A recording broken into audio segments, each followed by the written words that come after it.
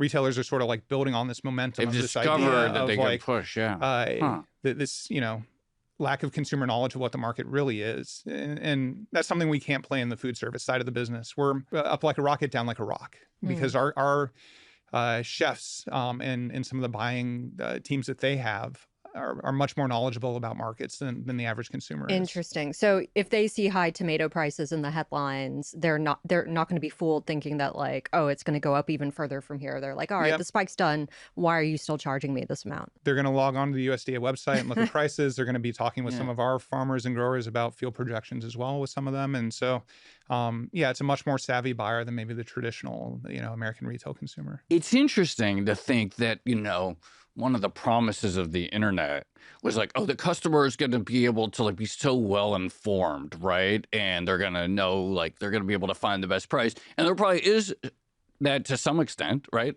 That there probably are customers who are like extremely well informed and can find the best price. But the part that they didn't talk about was that the retailer would be very well informed about the customer, and that they would be just as savvy and have all kinds of counter tactics to counter the customer's ability to learn about the price. Right. And not to get all antitrust, but if the customer has limited options for buying tomatoes, it's not like you can go into a supermarket armed with your knowledge of the USDA website and start negotiating. Although that would be fun. I can't say I haven't tried that before. Doesn't work. Interesting. All right. I do complain to the head produce clerk at our store every once in a while about the prices. Yeah, it's like, I know the real, like, I know the real price of this. Like, come on, guys.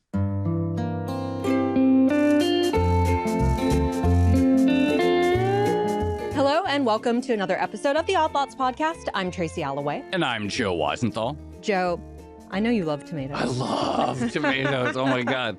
I love tomatoes. I love tomatoes so much. This is the episode, just Joe talking about how he loves tomatoes. Well, there's a funny one because, like, this is a you episode. You like you're like, oh, let's do a tomato episode, which I'm glad you did because I love tomatoes. But you're going to make it your episode. I'm going to make it my, yeah. But it's not like, but I don't know anything about tomatoes. I just love eating them. And I'm going to, like, when I was a kid, like, growing up in, like, Exurban, Illinois, I had terrible tomatoes growing up, so I hated tomatoes. What, from the supermarket? From the grocery right, store. Okay, and so I thought tomatoes were like the worst vegetable on the planet. Well, they're not. Well, are you going to correct yourself and say they're not a vegetable? They're a fruit. So I'm just going to go on because I'm going to take this episode over. But like, I once heard someone say that like, knowledge is knowing that tomato is a vegetable and wisdom is knowing not to put tomato in a fruit salad. But I've like come to like tomatoes are so delicious. There are some varietals that I absolutely would put in a fruit salad. No, I would. No, this is wrong. And so these tomatoes that no. Like have you tried one of the tomatoes? I have. I still would not put it in a fruit salad. I absolutely would. I love tomatoes. Anyway, sorry. Okay, so we got to talk about tomatoes. Perhaps not in the way you have been so far, but we'll spend 1 minute talking about how tomato prices are really high. Yes. And then the other 45 minutes, we're going to talk about how delicious tomatoes are. That's right. Okay, so the genesis of this entire episode is that, as you will have heard, tomato prices are really high right now. So I think we're looking at something like a 40% increase year over year. Yes. I just saw some new data that's out this morning. So there are a lot of tomato headlines floating around saying that tomato prices are at a record $2.69 a pound. Yes. So tomatoes are getting kind of expensive, which is bad news for you. It's really bad news for me because I'm addicted to them and I am price insensitive. So it doesn't matter how high the price of tomatoes get, it will not affect my volume at all. So that's just straight money out of my pocket. It is not bad news for me because I just installed 5 raised beds, big raised beds, dedicated all to tomatoes. And I just planted them out yesterday. And I'm very excited. You should be excited too, because you know you'll get some. Tracy always brings me tomatoes at some point in the summer, and they're always delicious. But I've got a really big selection this year. Cherokee, nice. Brandywine, all the classics, and some new things. 4th of July, I've never tried before. I don't mean to get all like Bubba Gump and just start listing tomato varieties here. But tomatoes are on my mind, and I think they're on a lot of other people's minds just by nature of the price increase. So we should figure out what's actually going on here. I cannot wait to just talk tomatoes for the next hour.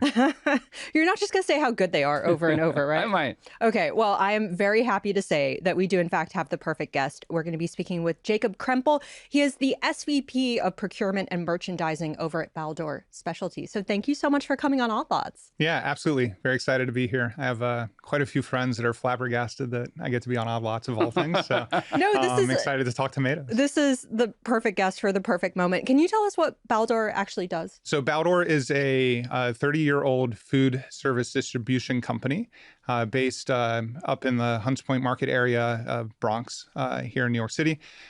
We distribute food from Maine to Northern Virginia, send out about 500 trucks a day with food, mostly to food service restaurants, right? So about 70% restaurants, 30% independent retail or other wholesalers. We got our start actually, Balducci's in Greenwich Village. Yeah, sure. So Andy Balducci and Joe Doria. Joe Doria was their produce sourcing guy. And he was always out there looking for the best and most unique varieties that he could possibly find. And so suddenly they saw a lot of chefs that they knew in the area shopping at their store, had a great idea of starting a wholesale distribution company. So they took Balducci and Doria, combined them together. That makes sense. That's actually how you get Baldor, which is a fun story. So that was in the 70s, 80s. That business grew, expanded, started to blow up. They spun it off as a separate company in 91 when Andy Balducci's son-in-law, Kevin Murphy, took over the business. He ran it until about 2013 when he passed away from cancer, and his son TJ is our owner now and CEO, and he's been running the company since then. Within the realm of food distribution, if someone asked me to name all the food distributors, I would be able to name Sysco. We've done at least one episode on them. I might be able to name United Natural Foods, and then I would be able to name Baldor. Mm-hmm. And with Baldor would be the only one that I would associate in my mind, maybe because you've done a good job with branding, et cetera. It's okay, these are high quality ingredients rather than just food distribution. Who are your clients? Who do you sell into at Baldor? Yeah, we sell just about anybody, right? But I think we've made our bread and butter as this. I know I listened to your Sysco episode, right? And broadliners that you were talking about on that podcast. We view ourselves as a highliner. So we're going to carry a wide assortment. We carry everything from meat and dairy to produce, which is what we had our start in, and that's our wheelhouse for sure.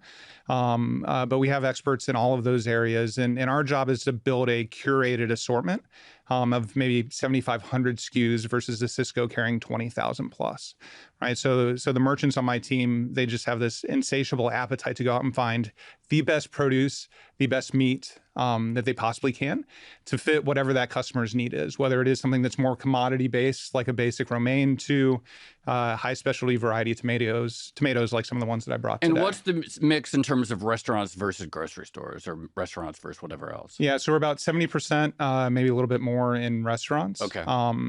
And there we service everything from the Michelin star partners that we have a lot of long existing relationships with some of the top chefs in the areas that we serve, to your local bodegas or bagel shops as well. So how does the relationship with supermarkets or restaurants typically work? Would it be, I'm a restaurant and I don't know, I want to do a caprese salad, and so I need some really good tomatoes.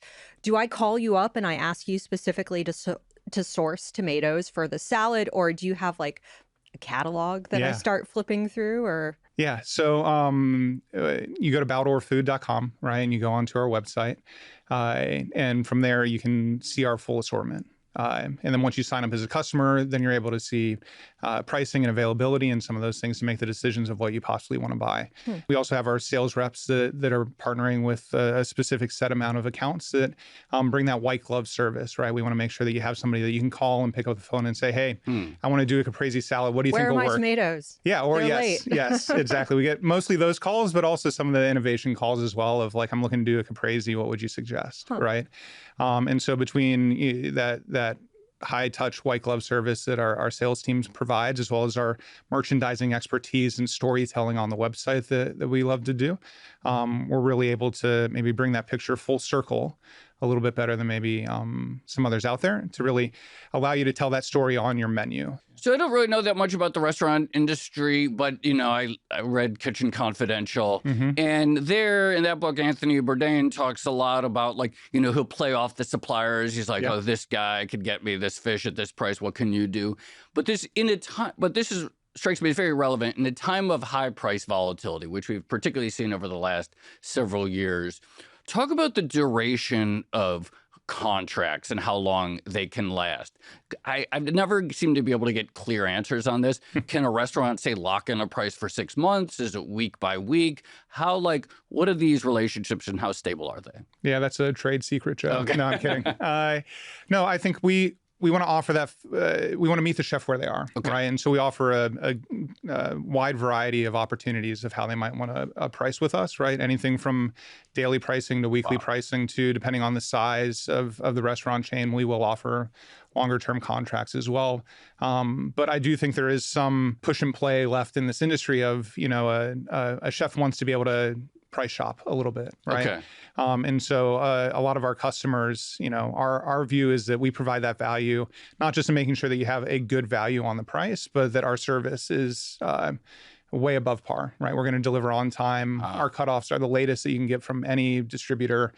So if you're a chef in New York City at 11 o'clock at night, you can go on our website and still order product, where most other competitors... And what time would he get there the next morning? If they depending on their account and their delivery time, as early as 6 a.m. Wow. Yeah. Wow. So are you seeing a lot of customers at the moment trying to lock in tomato prices, given where they seem to have, gone to recently? This tomato pricing thing is unique as far as like how expensive it got. But I'd say in general in produce, this is like a very much a normal working environment for my team of just prices spiking and going crazy here and there. And I think a lot of that is produce demand, especially in the U.S., is rather inelastic in the short term.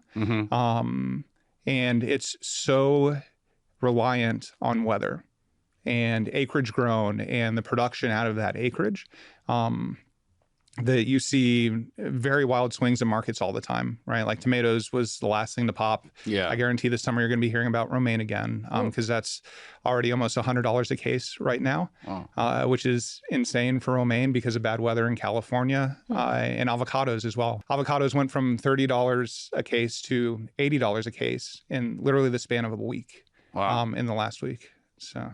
Joe, did I ever tell you, for some reason, I'm on the Has Avocado Board email distribution list. And really? they send out really good updates about what's going on in the avocado market. I think it's because I was writing about Bitcoin prices and avocado correlation.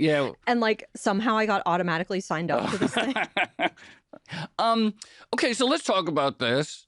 Prices of tomatoes, there was actually a Bloomberg piece just yesterday. Prices up 40% from a year ago. Let's decompose the price of a tomato. So I buy a tomato and it's 40% more. How much of that is transport? How much of that is fertilizer? How much of that is land, et cetera? What goes into the price of a tomato, and what is the main driver of swings year over year? Yeah, so let's maybe break this down a couple different ways. Great. So you have your retail price point that a customer sees. Let's save that for a second. Let's talk about the wholesale price of what a going price of a tomato should be if you're going to go directly to a farmer and buy half a truck of tomatoes, right? For that piece, there's all the costs they have to grow, right? So you're talking fertilizer, seed, labor, water, the production costs to run their facility, the energy, and the trucking, right?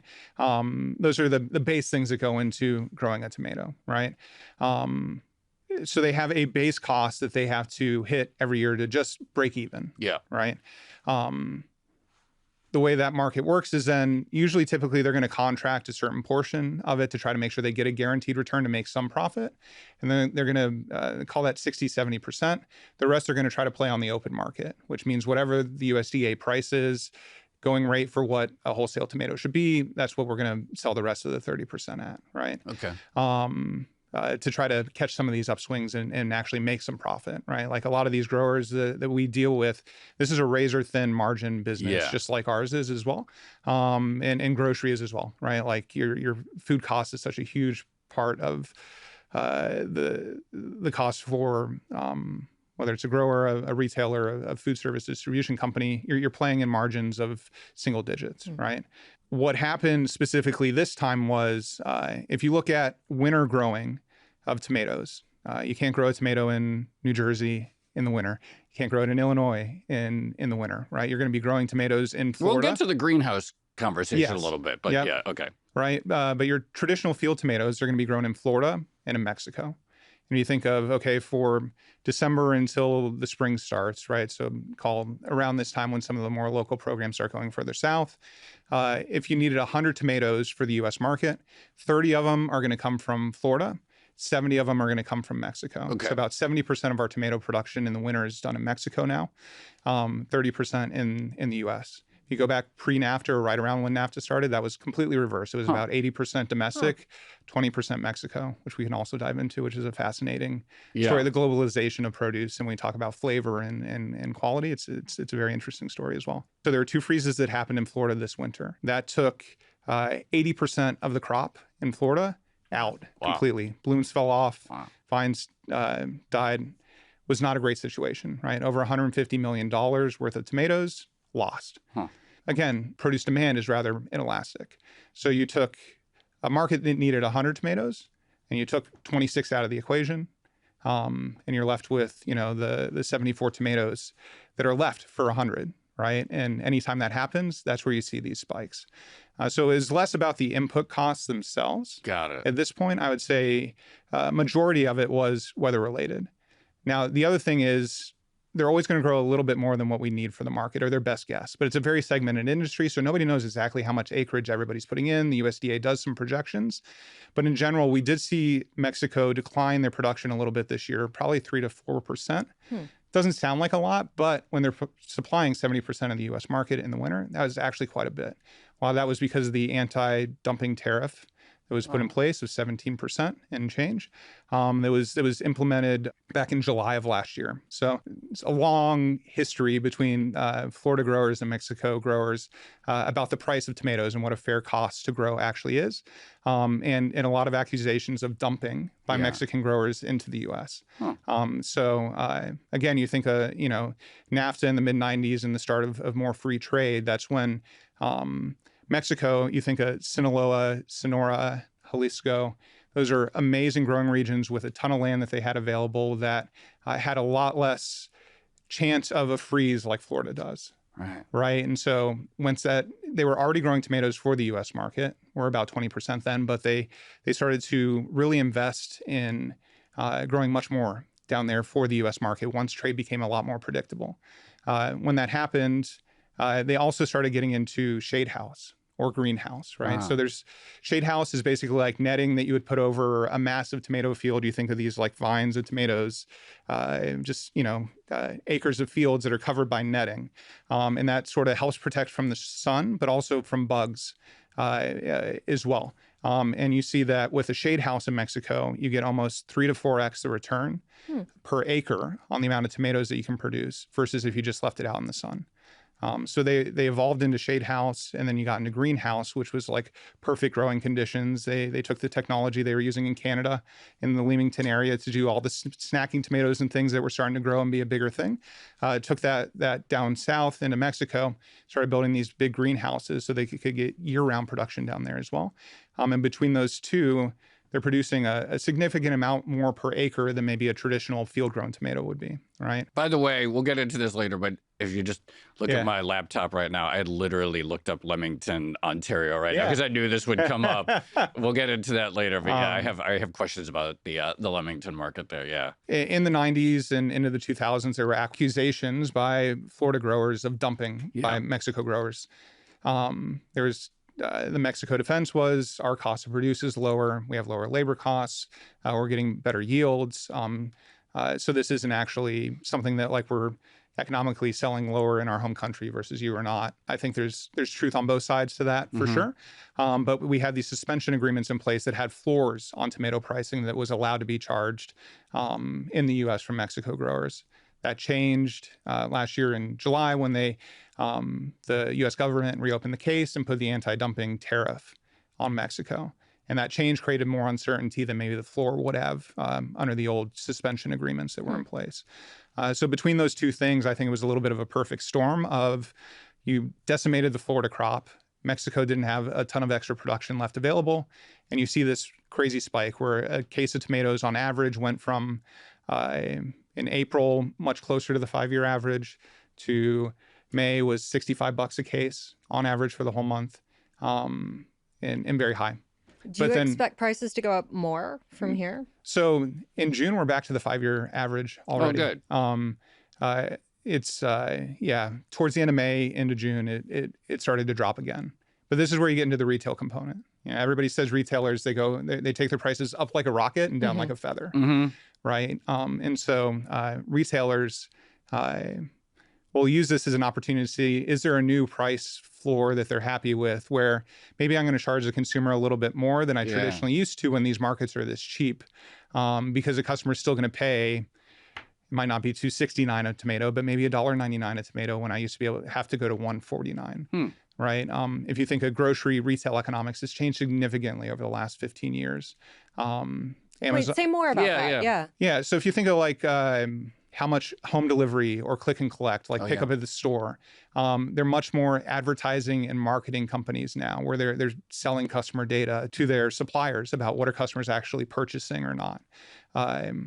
All these things cost money for them to stand up and run, right? And so I think what you're seeing is, while grocery EBITDA is about the same, they're all still that, traditionally was 4 to 6. Now you might see the larger retailers in that still maybe 4 to 6, 5 to 7 range. As margin. Okay. Yep. At the end of the day, when you take all their costs into account, right? They have a lot more expense on the books in ways that they didn't have before, because they're having to pay for the additional labor and tech infrastructure and warehouses to be able to do the direct delivery, the more like Amazon style approach that everybody is used to, of like, I want something today and I want it now. So just to be clear, the margins are stable because on the one side of the ledger, their costs have gone up, build out all this tech.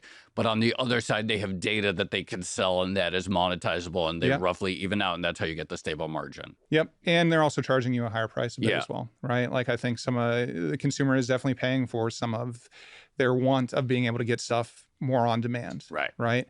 As well as the variety that they're expected to carry. A grocery store in the 70s, a produce department was probably 75 to 100 SKUs. A grocery store today is 300 to 500 SKUs in their produce department. Wow. So they're expected to carry this high variety, all these unique things. That comes with more shrink as well, right? So they had to balance all of that. So with those economic changes for them, I do think what we're seeing is that retailers are tending to hold on to prices longer than they traditionally would, to try to help pay for some of this. And that's where you think of beef is also one of the things everybody's talking about, how crazy beef prices are, and they are insane. I was at a restaurant the other weekend in the city, and they had a strip steak on the menu for like $120. Oh my God, for a strip steak? I love a strip steak, but that's crazy. But people are still paying that, which is crazy. Like the demand for beef is not slowing down, even though these prices are getting so high. Yeah. But if you look at retail versus wholesale, the cutout, the difference between the retail price of beef and the wholesale price of beef is at the highest that it's ever been, both in a dollar perspective and a percent perspective. So go back 20 years, the difference between the price per pound of beef at wholesale and retail was probably 30%. Now it's probably closer to 40, 45%. Really? Yeah. So again, retailers are sort of like building on this momentum of this idea of like push, this, lack of consumer knowledge of what the market really is. And that's something we can't play in the food service side of the business. We're up like a rocket, down like a rock, because our chefs and some of the buying teams that they have are much more knowledgeable about markets than the average consumer is. Interesting. So if they see high tomato prices in the headlines, they're not going to be fooled thinking that like, oh, it's going to go up even further from here. They're like, all right, the spike's done. Why are you still charging me this amount? They're going to log on to the USDA website and look at prices. They're going to be talking with some of our farmers and growers about field projections as well with some of them. And so, it's a much more savvy buyer than maybe the traditional, American retail consumer. It's interesting to think that, one of the promises of the internet was like, oh, the customer is going to be able to like be so well informed, right? And they're going to know, like, they're going to be able to find the best price. And there probably is that to some extent, right? That there probably are customers who are like extremely well informed and can find the best price. But the part that they didn't talk about was that the retailer would be very well informed about the customer, and that they would be just as savvy and have all kinds of counter tactics to counter the customer's ability to learn about the price. Right. And not to get all antitrust, but if the customer has limited options for buying tomatoes, it's not like you can go into a supermarket armed with your knowledge of the USDA website and start negotiating. Although that would be fun. I can't say I haven't tried that before. Doesn't work. So, interesting. All right. I do complain to the head produce clerk at our store every once in a while about the prices. Yeah, it's like, I know the real, like, I know the real price of this. Like, come on, guys. What's the deal with disease in tomatoes? Because I see that mentioned a little bit in relation to Mexico. And my assumption nowadays is that basically every major crop in the world is dealing with like some sort of very troublesome disease or pest or something like that. Is it the same for tomatoes? Yeah, for sure. And I think that created some, I'd say, pre-freeze impact in general on the tomato industry, where acreage and production was probably slightly down overall, mostly in greenhouses. They were dealing with a couple different viruses that were sweeping through the more traditional greenhouse varieties of mostly your snacking tomatoes, right? That they were not used to and didn't really expect to have to deal with. And those viruses were decimating those greenhouses where they'd have to tear everything out, soil included, and just replant and start everything from the beginning in these greenhouses. So tomato pricing, especially on more of the snacking or high flavor variety things that you would see in a grocery store, have been pretty volatile for a while now because of this. They've introduced some new varieties that are very promising and have slowed the impact of this already. But it's Mother Nature at the end of the day, right? And like it's a continually evolving Mother Nature that you're always going to be dealing with something new as a grower. So let's talk about the quote tomato price, because there isn't actually a tomato price, because there isn't actually a tomato. And like we have one kind, and here's a box, and I think there's a few different types of tomatoes just within this one box alone. So I sort of have a two-part question. The first part is, how correlated are tomato prices, like whether we're talking about like a New Jersey beefsteak tomato or one of these, like generally speaking, is there a sort of stable relationship between tomato prices, or do you see like the big fat red ones might be pricing in a very different trajectory than say these multicolor snacking tomatoes? Yeah, they all interplay with each other a little bit. I would say you do have more complementary or substitutable tomatoes, right? So if you think of like a round tomato, like your New Jersey beefsteak, and an aroma tomato, those are pretty interchangeable. So in Florida, what happened was it was a huge wipeout of rounds, and so it created a lot of pressure on the aroma market as well. And so you saw that explode. And then this one was so bad that anybody was trying to get any tomato they could get. So you did see it start to affect some of the more cherry tomatoes or vine ripe tomatoes that you would see out there. I'd say in general, there's some interplay. It all depends on, again, supply and demand. If there's not a ton of rounds to go around, then aromas are going to get pushed up. If there's not a ton of aromas to go around, then everybody's going to switch into the high flavor stuff. So then, speaking of the high flavor stuff, so it's like, I'm addicted to them. Yeah. My children really like them.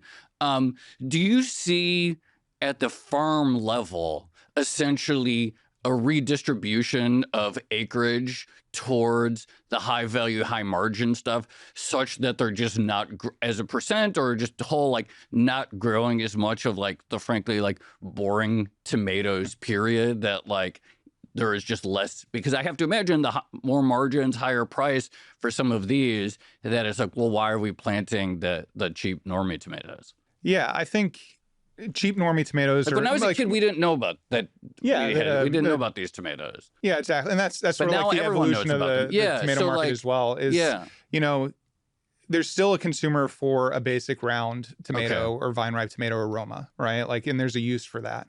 You're going to put that on a sandwich, or you're going to make a salsa out of it or something like that, right? Again, there's consumers that want that basic tomato, maybe the more mild flavor. That's going to be a guaranteed quality and look a certain way and always be the perfect round shape that when they're in their restaurant or their production facility, they're always going to get the same yield out of it, right? What's interesting to me on the consumer side is definitely, the explosion of these flavored tomatoes. And I think what you're seeing here is that growers that might have grown traditionally cherry tomatoes or other type of tomato varieties are replacing them with these more sweeter varieties because they know that customers like these.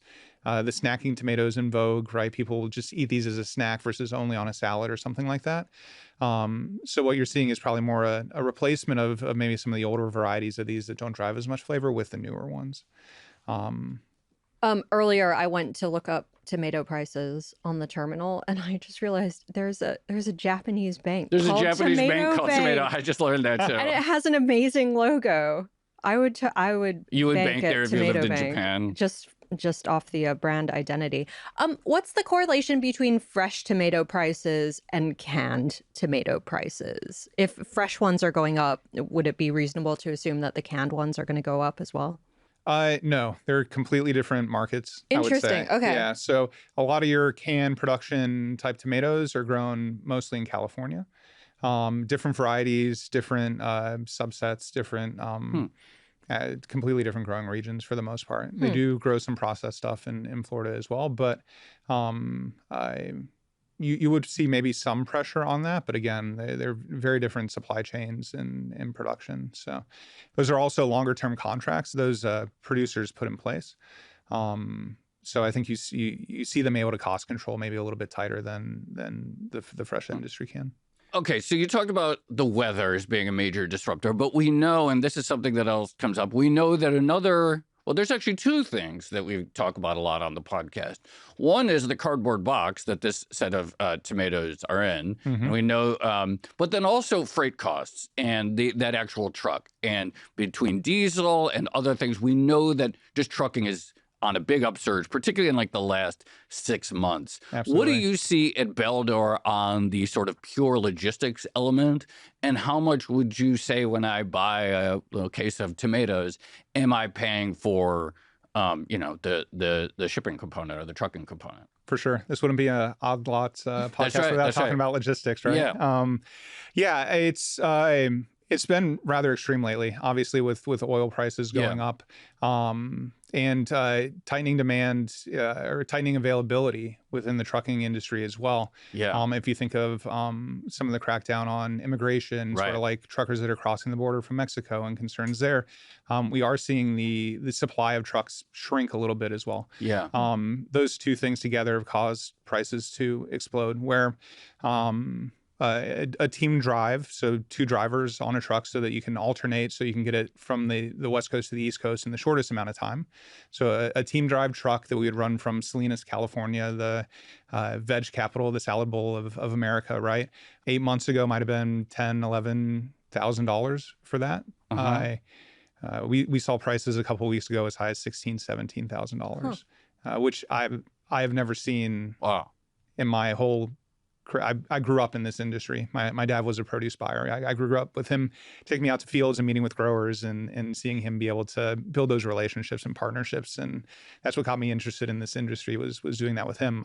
I've never in my whole career seen prices that high before. Wait, now I'm curious. Did you ever think about going into farming directly? No, I did work for a grower shipper for a couple years out of college, L&M in North Carolina, to get that experience on the grower side and understand that. But anytime my dad would go and meet with a grower, he was always talking about Kroger's customer and what he needed for the customer. It wasn't what he needed for him as, running this buying office they had in Vero Beach, Florida that bought all the produce for East Coast and a lot of their imports. He was a buyer for Kroger. Yeah. Okay. Yep. So he ran their produce buying office that they had in Florida that managed all the produce buying for the East Coast. So he'd take me out of school when I was in kindergarten on a Friday, and we go to really sexy, amazing places like Immokalee, Florida, or Moultrie, Georgia, to go look at produce. We'd stop and play around a golf or go to a baseball game or some type of event on the way to make it interesting. Really for nice. him. That sounds really nice. Yeah. But I'd sit there and listen to him, and everything was about the customer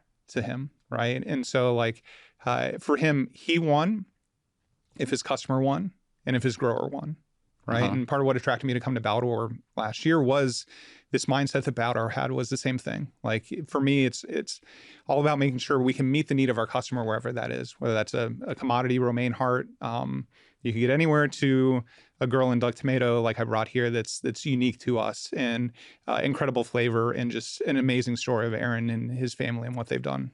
To answer your question, I always wanted to be able to, build something to bring value to the customer, right? And for me, that was sort of following in his footsteps, I guess, a little bit in doing this. I want to ask about tomato strains, but before I do, I need to ask about something else we've been discussing on the podcast, which is fertilizer prices.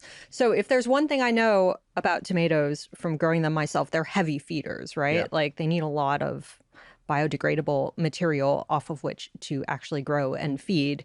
Would you expect higher fertilizer costs in the future to start feeding into the retail price of tomatoes? Yeah, absolutely. As you think about contracting cycles within tomatoes, retailers will be renegotiating costs throughout the year, depending on different growing regions, et cetera. Right now, growers have been able to mostly pre-bought, right? Especially the bigger ones. So their fertilizer cost is pretty locked in at this point. But what you're going to see over the next 6 months is that's going to start to evaporate. So at Baldor, our big contracting season is coming up towards the end of the summer, where we try to lock with a lot of our growers to make sure we can get consistency in supply for our customers. Our growers are already talking about the cost of fertilizer with us. Yeah. And saying we've got you covered now, but come contracting for next year, this is something we definitely have to talk about. So I do expect it to affect that price, but then it comes down to how much are we willing to take versus how much does a retailer have to pass on to a consumer, right? So you mentioned that this box of tomatoes we have in front of us is a company called Girl and Doug, which I hadn't heard of. Yeah. And you said they have an incredible story. I'm on their website right now, and I'm already learning about a bunch of tomato. Are they varietals? Varieties. Varieties. There's a Baby Yoda tomato. Do you know that? Well, this is part of the fun of buying your seeds every year. A cider pop tomato, a Firebird tomato. I knew about the Sun Gold, an Atomic tomato. When you say, okay, they have this amazing story, like how does a company become like they break through in the tomato market and like such that they're like, someone might go to their website. Like, what is that story? And like, how do they have all these like new exciting varietals? When did this become a thing? Probably over the last 15 years or so, you've seen a big explosion in the snacking tomato category. A lot of that was driven by greenhouse production. Oh, okay. Right. So the ability to grow perfectly indoors with the exact right temperature, humidity, water control. I'm sure, Tracy, with your home beds, you would love to have that, right? Oh, my God. If I could get an irrigation system going, that would be a game changer. But I won't. So. It allows these growers to grow seed varieties that might be a little bit more challenging outdoors. Right. And if you think of especially Aaron and Girl and Doug, these varieties that they have in here, these are highly susceptible to disease. Now, he grows still outdoors, shade house, and a little bit of greenhouse, but they're unique. They take a little extra TLC, I would say, than a traditional, round tomato. With the explosion of greenhouse production, which really started in Holland, over there, they're probably 15, 20 years ahead of us. They were growing some of these really cool, unique varieties over there. The seed companies over there are very innovative. And what you saw was U.S. companies understanding this snacking tomato, or Canadian companies really understanding the snacking tomato category was a big opportunity. Started partnering with a lot of these seed companies over there to trial new things. But how do these new varieties, because there's so many different tomato varieties, right? And a lot of them have very amusing names, like cream sausage or striped tiger or Baby Yoda. Or Baby Yoda. Like, how do they actually enter, I guess, like the customer's consciousness such that restaurants or supermarkets are asking for these particular varieties, or such that you're convincing them that this is what they need? Yeah, I'd say it's almost the other way around. Okay. I would say that it's really the restaurants and then the retailers that are pushing the demand towards the consumer of what they want to buy. I really do think a lot of it starts with restaurants. And if you see something specific on a menu in a restaurant and you try it, you're like, oh my gosh, I want to try this at home. Right. And so like we view that very much as our wheelhouse at Baldor, is our ability to go and find things like this that you'll want to call this a Girl and Doug tomato medley on the menu, because, it's something unique that not a lot of your competitors are going to have. And it's this cool story that if a customer asks, that hopefully you've talked to your wait staff and they can educate the consumer a little bit about the story of a Girl and Doug, right? I think it's less about what the consumer thinks they want or that they've heard about this type of thing. I think it's more they've seen it somewhere and tried it. And then a lot of these bigger tomato companies, Sunset, Mastronardi Produce is a big partner of ours.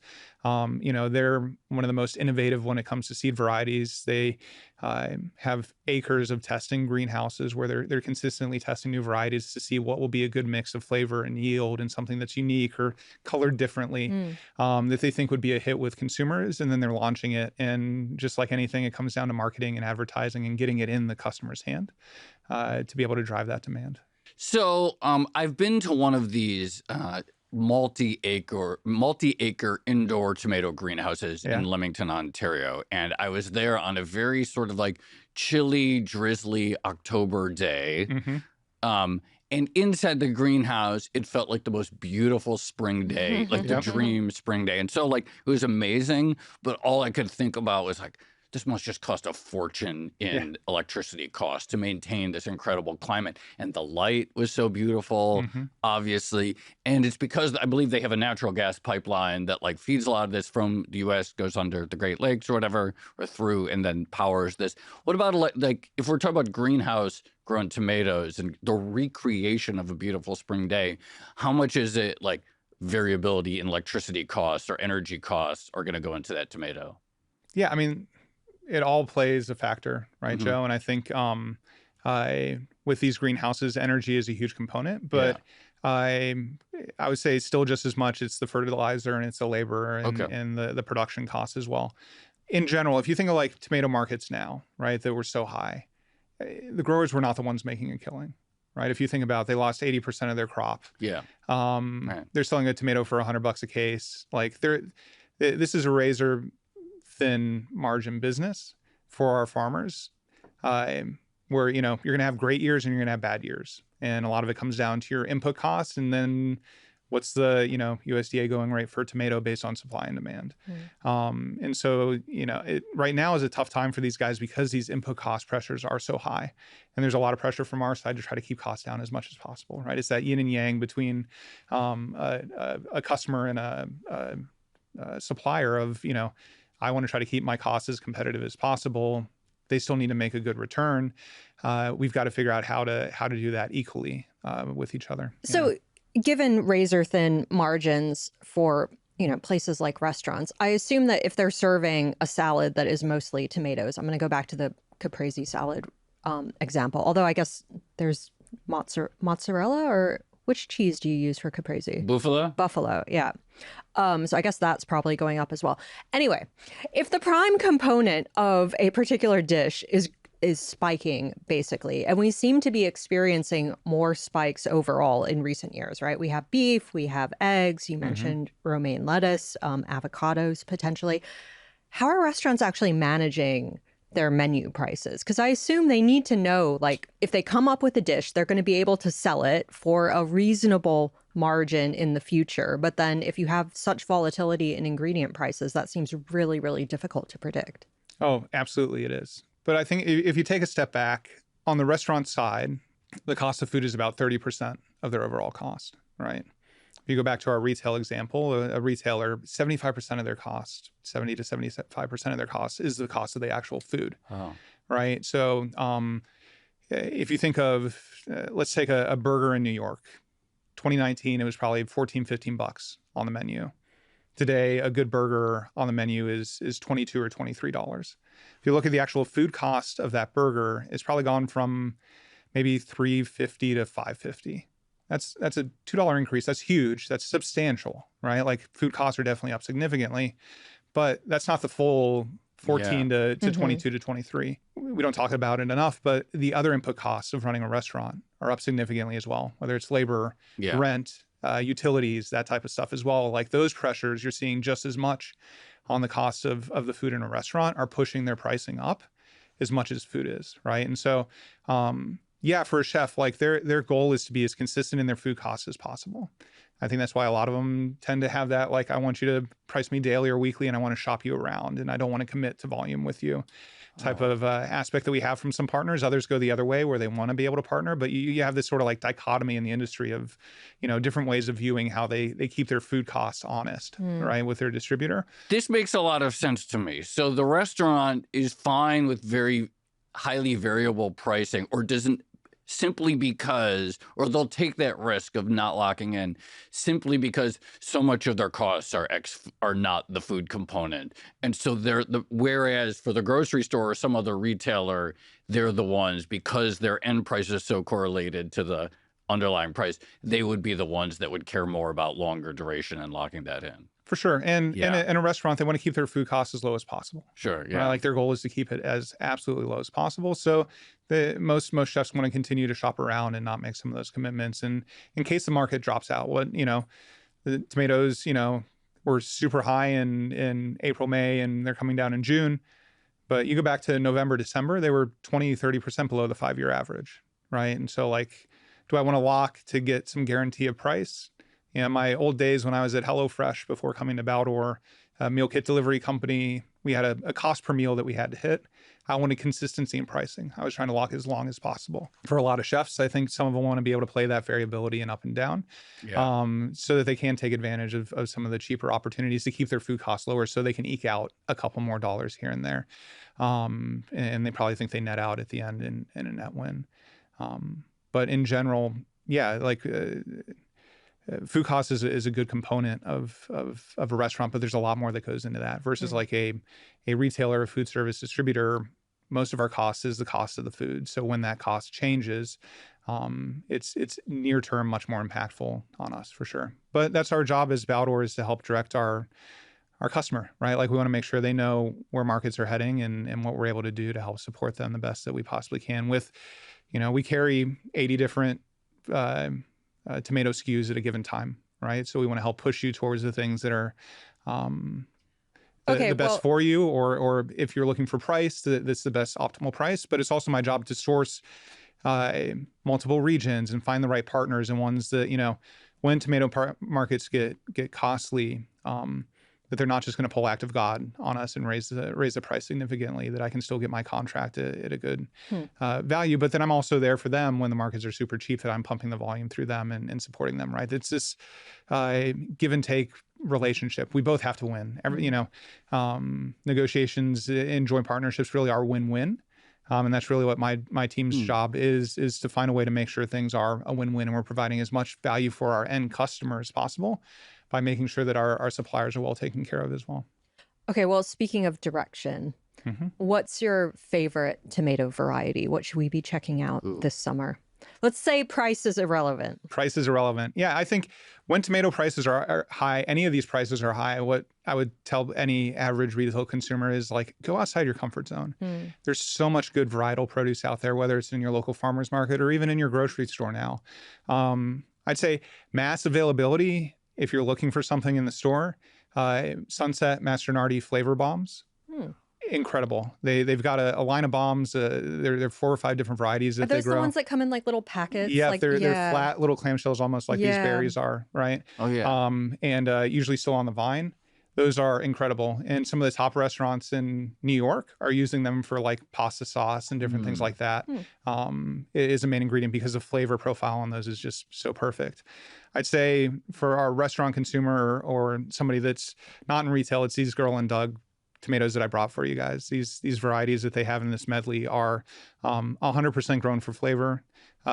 They're really good. Yeah, we were eating some of them before we started recording, and we can attest they're delicious. So Aaron, his parents had a floral shop. They retired, bought a produce farm of all things, and he sort of took it over after a while and started growing some of the craziest cool varieties of anything, whether it was microgreens to tomatoes to whatever, to sell to chefs. So he's a very chef-focused grower, right? And so he started with building some relationships with chefs directly in the city and literally FedExing from San Diego here. Some of those chefs helped connect him with Baldor so that we could get him through our distribution, where this might last a little bit better than through FedEx, right? But these tomatoes that he has in the box here, these varieties, again, they're specifically bred for flavor. They're a little bit more susceptible to disease, et cetera, because of that. But to make sure he gets the flavor in them, he'll go through and cull out at least a third of the flowers when they start to produce, to make sure that the right nutrients get into each individual tomato, to make sure that the flavor is there when it gets to the end consumer. Yeah, what is the actual process of we want an even sweeter tomato? So it's okay, some new dimension flavor. Is that happening by the shift in nutrient delivery? Is it happening through some genetic engineering? Did it happen through some sort of grafting? Where in the sort of the R&D of tomato is it happening where these new flavors are coming from? Yeah, so it's almost all crossbreeding, right? Okay. And it's done at the mostly at the seed company level. Okay. So a lot of these growers will partner with specific seed companies where they find good relationships, or that they grow, they're developing seeds in a way that makes sense to them and their business model and the type of flavor that they're looking for, right? And so a lot of these guys will work specifically with them and test different seed varieties and give them feedback to the seed company to be able to, well, this didn't have as much yield as we hoped it would, or the flavor on this was not sweet enough, or there's too much acid in this, right? And so then the seed company will go back and do some more crossbreeding and try a new variety that they'll put out there, right? And then when they find the ones that they love, they're going to go in and get a contract and get the seed in and start growing. So it's a multi-year process. It's actually pretty fascinating. If you go to Sunset, Paul and that team there, if you go to their R&D facility where they're growing hundreds of different varieties at a time, it's really fascinating to go through and see some of the cool stuff that they're doing. Tomatoes that are like completely black to all the different striping, like on the Firebird that Aaron has here, right? Like they're unique. Some tomatoes are beautiful. Yeah, like bumblebees are gorgeous. Social media and Instagram specifically must have played a significant role in the last 10, 15 years of the tomato market, right? Like, I think in food in general, right? Like food trends pop from social media now. Whether it was, I don't know, that pink sauce stuff years ago to, snacking tomatoes, right? Like influencers do. Wait, what was the pink sauce? It was like a recipe that went viral. It was basically a tomato sauce with lots of cream in it or something. I can't remember what made it pink. I did try it. It was during like COVID times, I think. I don't remember that one. But yeah, we're constantly looking at what food trends are on social media as well, like for us to be relevant for our chefs, to make sure that we can meet them with what a consumer might be looking for when they come into their restaurant for either a special or something always on the menu. So you brought us some strawberries as well, which is actually something that I am also planning on planting in my new raised beds. I used to have some in my old ones, and there is nothing like a fresh, like farm-grown strawberry versus 100%. What you buy at a mediocre supermarket. Why do they taste so much better than like what I would get at, no shade to Walmart, but at Walmart? Pretty much any other retailer as well. Yeah. So, I think it comes down to seed genetics, right? So strawberries are extremely challenging to grow, and they're extremely perishable, right? The skin is super soft.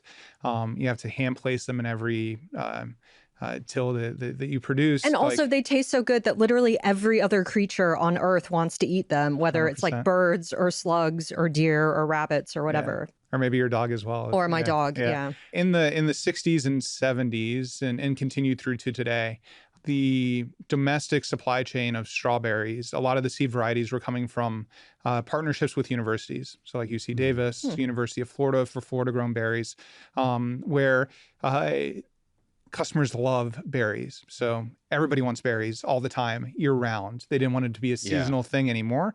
To do that, you had to grow varieties that were a little bit more firmer, could take the ride on a truck from California to New York for 5 days and survive, right? And so, a lot of the varieties that you see in your, traditional shipper label products are these varieties that are in partnership with the universities, where a lot of it was functional, not flavorful. I just have one last question. We've gone this whole conversation without bringing up the phrase cold chain. And you mentioned Hunts Point, and I'm just curious. We did an episode on this a few years ago. Mm-hmm.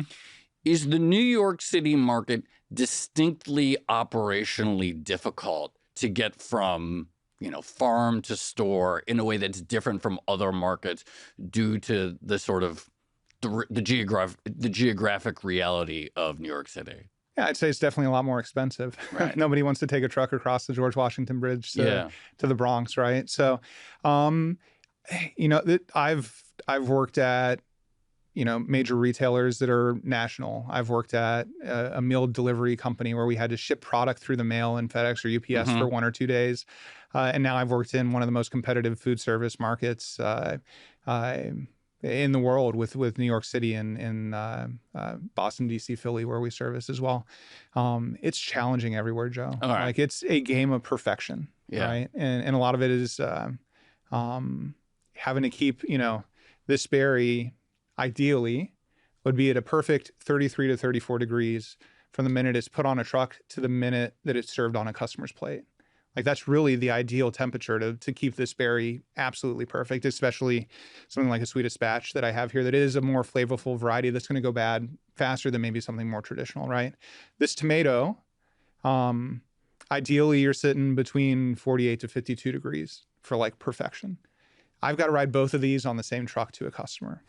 How do I get that done? Right. So like this is a constant challenge that we have as an industry is making sure you maintain that cold supply chain that I need, 32 to 34 for this. Yeah. I need, 32 to 34 for my protein and my dairy, but I need 48 to 50 for a tomato or an onion. Right.